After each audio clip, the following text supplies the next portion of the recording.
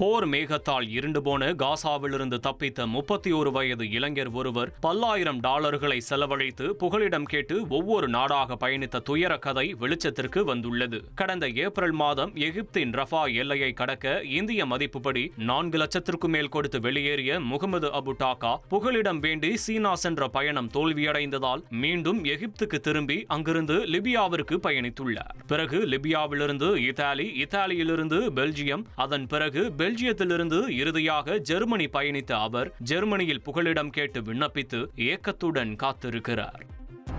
ஜப்பானுடனான தனது வருடாந்திர ரிசல்யூட் டிராகன் கூட்டு ராணுவ பயிற்சியில் தனது டைஃபான் ஏவுகணையை அமெரிக்கா பயன்படுத்த இருப்பது ரஷ்யா மற்றும் சீனாவை சீண்டக்கூடிய செயலாக பார்க்கப்படுகிறது.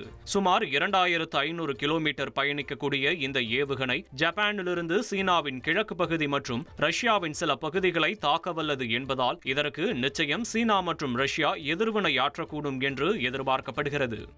உங்கள் தந்தி ஒன் தொலைக்காட்சியில் அண்ணாமலை தினமும் மதியம் 12 மணிக்கு காணத் தவறாதீர்கள்.